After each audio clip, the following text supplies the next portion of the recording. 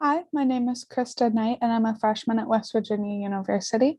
My research that I am sharing today explores the relationship between adverse childhood experiences, maternal attachment, and perceived stress in the transition to college. Prior research has shown that adverse childhood experiences, particularly those related to socioeconomic status and familial adversity, lead to negative mental health outcomes in emerging adulthood. We also know that lower socioeconomic status and financial burden can weaken the attachments that children have with their parents. The main objective for this study was 1, to confirm that SES and familial adversity contributed to greater perceived stress in the college transition, and 2, to see whether avoidant or anxious maternal attachment mediated the relationship between SES and familial adversity and perceived stress. Another key question is whether the relationship varies between anxious and avoidant attachment.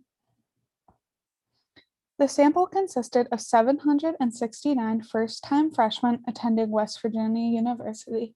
Attachment was measured by the Relationship Structures Questionnaire.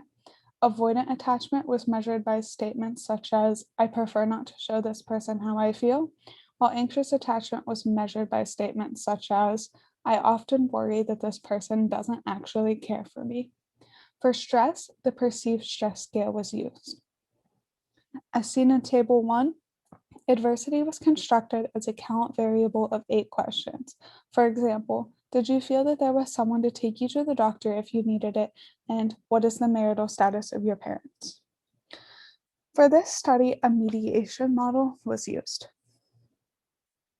Figure 1 shows the results of the mediation model. Greater adversity was associated with higher perceived stress and also with poor, anxious, and avoidant attachment. Poor attachment was associated with more stress as well. When we examine the full mediation effect, we see a significant effect that adversity leads to poor attachment, which is then related to more stress, found to lead to higher amounts of perceived stress than anxious attachment does. Overall, early life adversity is likely to disrupt healthy bonds between children and their parents.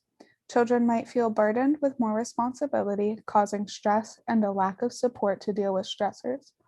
The differences between anxious and avoidant attachment can partly be explained by understanding the characteristics of each attachment.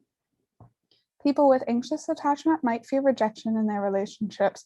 However, those with avoidant attachment are more likely to push themselves away from close relationships altogether, leading to a lack of support during stressful events.